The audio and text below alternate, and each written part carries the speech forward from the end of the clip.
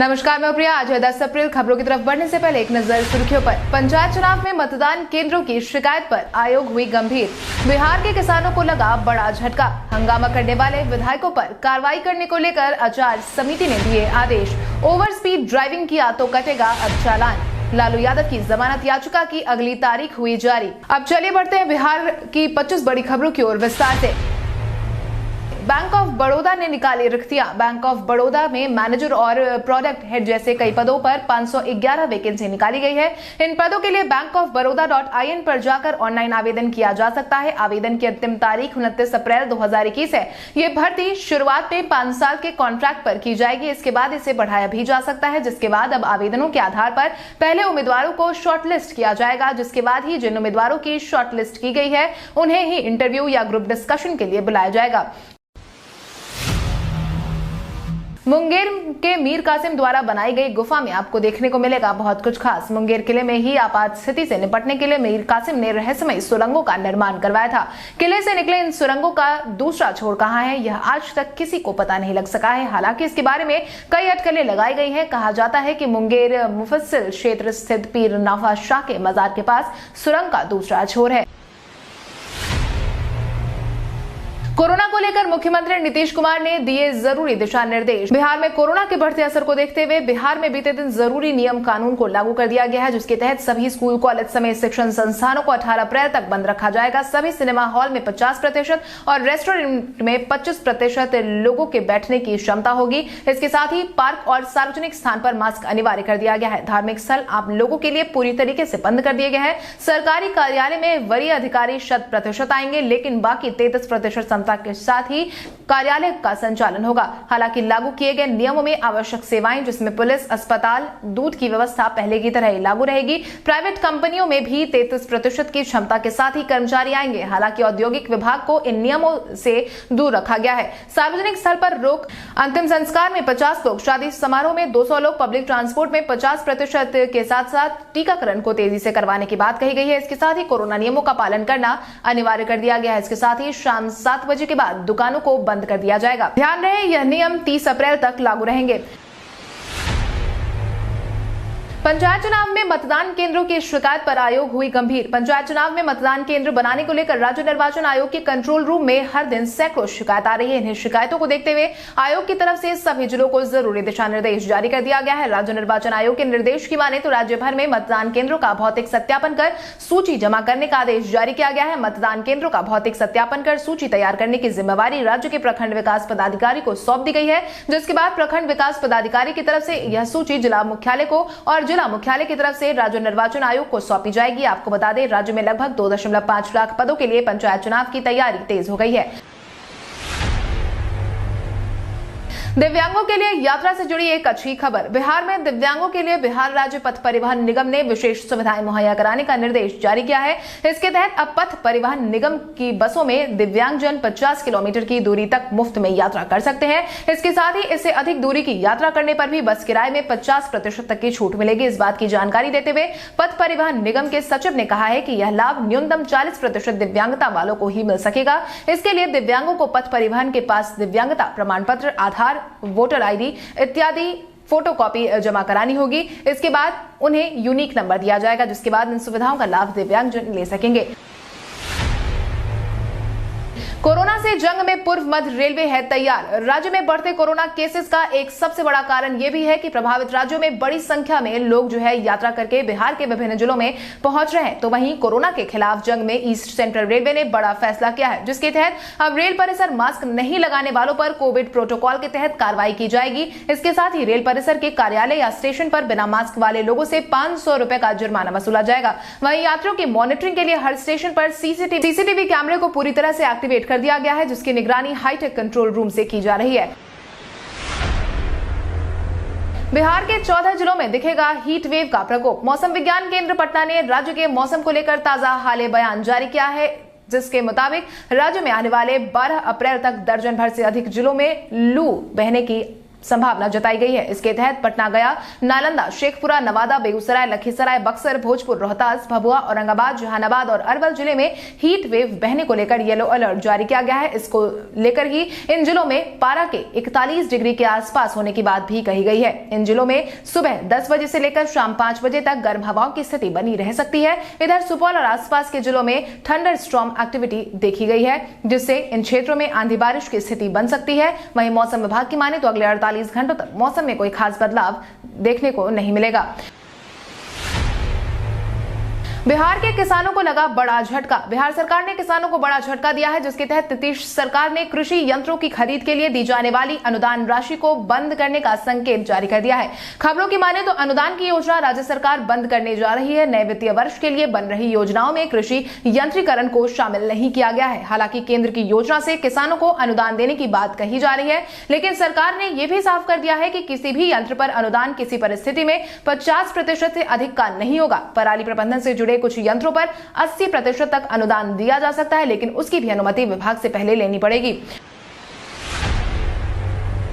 Over speed driving किया तो कटेगा चालान। बिहार में एनएच, स्टेट हाईवे, ग्रामीण या फिर शहरी सड़कों पर ओवर स्पीड गाड़ी चलाने वालों को सजा मिलेगी। इसके तहत अगर गाड़ी को ओवर स्पीड या फिर ओवरटेक कर आगे किया तो ऐसे लोगों पर परिवहन विभाग कार्रवाई करेगा। इसके लिए विभाग ने 1 महीने में ओवर स्पीड को रोकने के लिए कई डिवाइसों की खरीदारी कर ऐसे वाहन मालिकों पर जुर्माना लगाने की तैयारी में है। विभाग के मुताबिक ओवर स्पीड और ओवरटेक के चक्कर में राज्य भर में सबसे अधिक मौत हो रही है, जिसको लेकर ही खास डिवाइस खरीदने की प्रक्रिया पूरी की गई है। विभाग के सचिव संजय कुमार अग्रवाल ने बताया है कि सड़क दुर्घटना को कम करने के लिए विभाग ने लक्ष्य तैयार कर लिया है और इस दिशा में तेजी से काम जारी है। जल्द जारी होगी पंचायत चुनाव की रिजर्वेशन लिस्ट। बिहार के आगामी पंचायत चुनाव को लेकर राज्य चुनाव आयोग द्वारा लगातार महत्वपूर्ण दिशा निर्देश चुनाव अधिकारियों को जारी किए जा रहे हैं। इसके तहत अब निर्वाचन आयोग ने पंचायत चुनाव के लिए जिला पार्षद, मुखिया, सरपंच, वार्ड सदस्य, पंच और पंचायत समितियों के सदस्यों के लिए आरक्षित पदों की संख्या और आरक्षण को लेकर एक अहम फैसला किया है। इसके तहत सभी जिलों को पंचायत चुनाव के विभिन्न पदों की सूची को डिजिटलाइज करने का निर्देश दिया गया है। आपको बता दें कि राज्य निर्वाचन आयोग के जिन पदों का अनुमोदन आरक्षण के लिए किया गया है, उसकी सूची अभी जिला और आयोग कार्यालय में संरक्षित है। आयोग के अनुसार विभिन्न पदों के आरक्षण को डिजिटलाइज करना अनिवार्य है, जिससे कि प्रत्याशियों के नामांकन से लेकर मतगणना और निर्वाचन प्रमाण पत्र एवं प्रपत्र 23 को तैयार करने में कोई परेशानी नहीं होगी। इसके साथ ही चुनाव की पूरी प्रक्रिया भी पारदर्शी और आसान होगी। बीपीएससी ने जारी किया दिव्यांग उम्मीदवारों के लिए नोटिफिकेशन। बीपीएससी ने 64वीं संयुक्त परीक्षा के साक्षात्कार में उपस्थित 21 मूक बधिर दिव्यांग उम्मीदवारों के लिए फिर से विशेष स्वास्थ्य जांच से संबंधित नोटिफिकेशन जारी किया है। इसके तहत इन सभी उम्मीदवारों को निर्धारित तारीख 16 अप्रैल 2021 को 12 बजे पीएमसीएच पटना में उपस्थित होकर जांच पूरी करने की बात कही गई है। जो उम्मीदवार पीएमसीएच पटना में जांच के लिए अनुपस्थित पाए जाएंगे, उनके दिव्यांगता का दावे को स्वीकार नहीं किया जाएगा। इसके अलावा उन्हें कोई अवसर प्रदान नहीं किया जाएगा। दूसरी तरफ इंटरव्यू देने वाले उम्मीदवारों ने बताया है कि फरवरी में ही प्रक्रिया समाप्त हो गई है, मगर अभी तक रिजल्ट घोषित नहीं किया गया है। राजस्व वसूलने के मामले में नंबर 1 रहा वाणिज्य कर विभाग। बिहार में वित्तीय वर्ष 2020-21 में सरकार के वाणिज्य कर विभाग को छोड़कर सभी विभाग टैक्स वसूलने में पीछे रह गए हैं। महामारी के बावजूद भी वाणिज्य कर विभाग ने करीब 32,000 करोड़ टैक्स की वसूली की है, जबकि इसका लक्ष्य 27,500 करोड़ रुपए के आसपास ही टैक्स संग्रह करने का था। जबकि निबंधन विभाग ने निर्धारित लक्ष्य 5,000 करोड़ में से 4,257 करोड़ रुपए ही टैक्स के रूप में जमा किया है। परिवहन विभाग ने भी निर्धारित लक्ष्य 2,500 करोड़ को प्राप्त नहीं कर पाई है। हालांकि खनन विभाग ने निर्धारित लक्ष्य 2,450 करोड़ के लक्ष्य को लगभग प्राप्त किया है, जो गैर टैक्स राजस्व मद से आता है।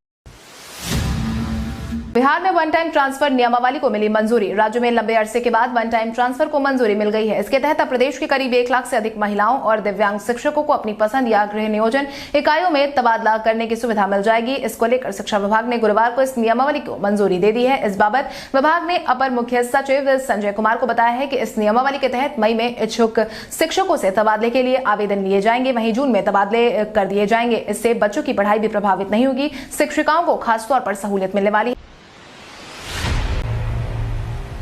राज्य में सहकारिता से जुड़े किसान एक ही छत के नीचे पाएंगे सारी सुविधाएं। बिहार सरकार प्रत्येक जिला में सहकार भवन बनाने की योजना लेकर आई थी, जिसके इसी वित्तीय वर्ष में पूरा होने की संभावना है। इसके तहत इस सहकार भवन के बन जाने से पैक्स सदस्य आदि सहकारिता से जुड़े किसान को एक ही छत के नीचे सभी विभागीय सुविधाएं मिल जाएंगी। प्रत्येक जिला में बनने वाले इस भवनों का बेहतर प्रशासनिक समन्वय स्थापित करने, पारदर्शिता और अभिलेखों के उचित रखरखाव में उपयोग किया जाएगा। प्रमंडल स्तरीय सहकार भवन के निचले तल पर संयुक्त निबंधक सहयोग समितियां, जिला सहकारिता पदाधिकारी, सहायक निबंधक एवं जिला अंकेक्षण पदाधिकारी के कार्यालय रहेंगे, तो वहीं प्रथम तल पर केंद्रीय सहकारी बैंक संचालित होंगी।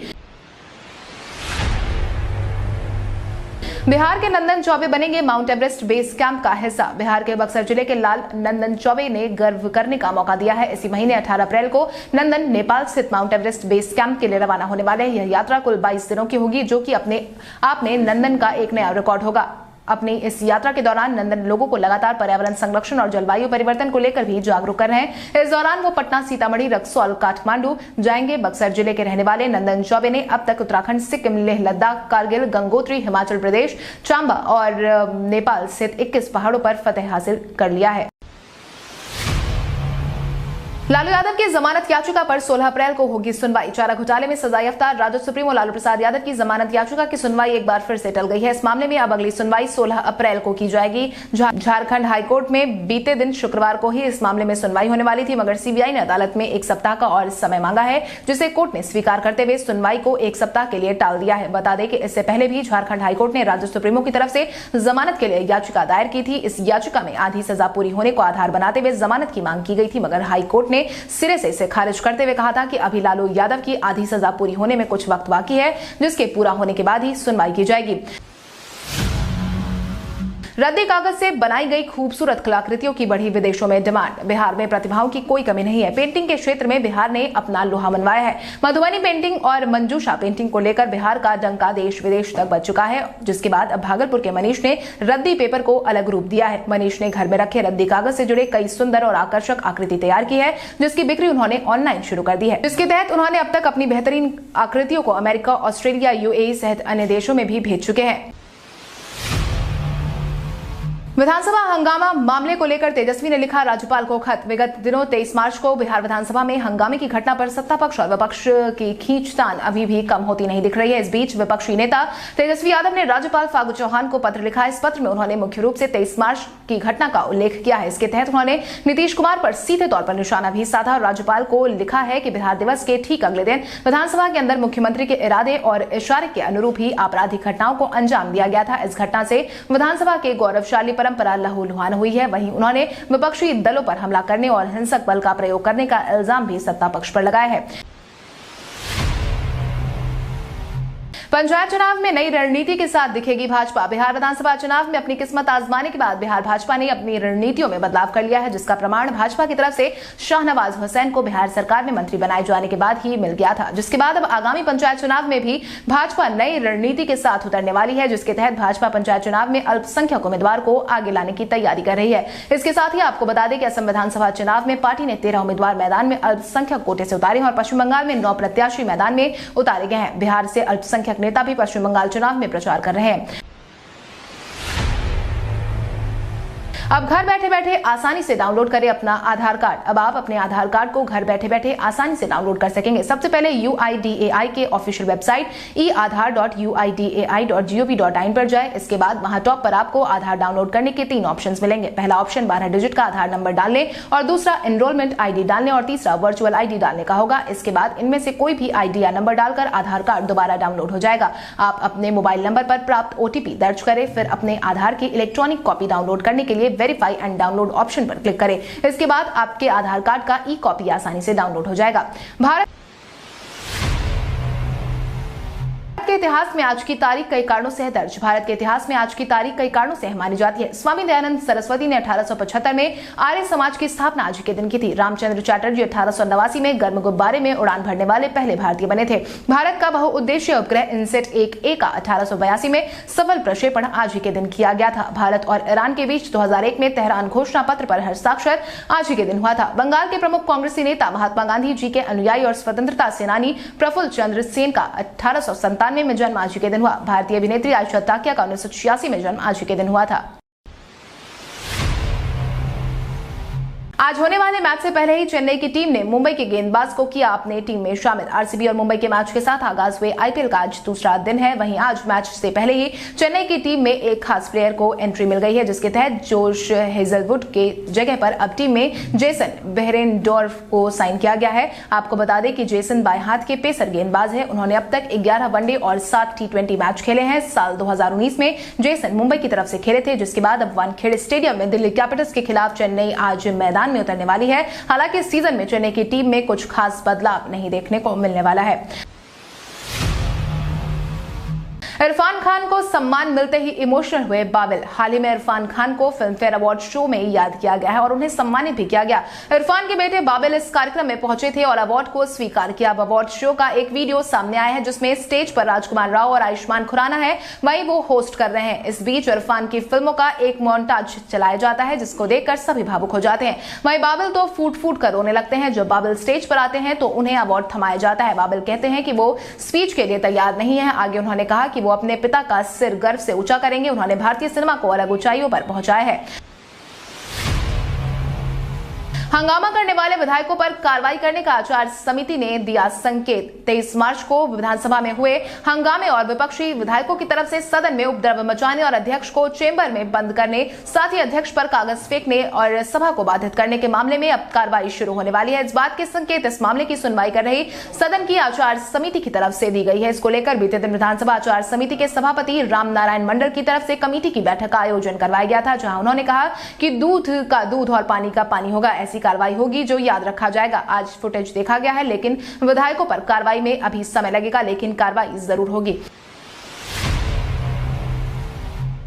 विक्रमशिला केंद्रीय विश्वविद्यालय के लिए जमीन अधिग्रहण की प्रक्रिया जल्द होगी शुरू। भागलपुर के कहलगांव में काफी समय से विक्रमशिला केंद्रीय विद्यालय की स्थापना की उम्मीद जगी है, जिसके लिए प्रस्तावित 3 जगहों पर भूखंड का जायजा लेने के लिए भारत सरकार की तरफ से गठित टीम ने साउथ बिहार सेंट्रल यूनिवर्सिटी के वीसी के नेतृत्व में टीम कहलगांव पहुंची। टीम के सदस्य इन 3 जगहों में से एक का चयन विश्वविद्यालय के लिए करेगी। इसके लिए 3 जमीन की प्रकृति, भौगोलिक स्थिति, पहुंच पथ की सुगमता और अन्य बिंदुओं पर जांच की जाएगी। इसके बाद टीम के सदस्य अपने रिपोर्ट 2 दिन के अंदर वीसी को सौंप देंगे। इसके बाद यह रिपोर्ट केंद्र सरकार को सौंपी जाएगी।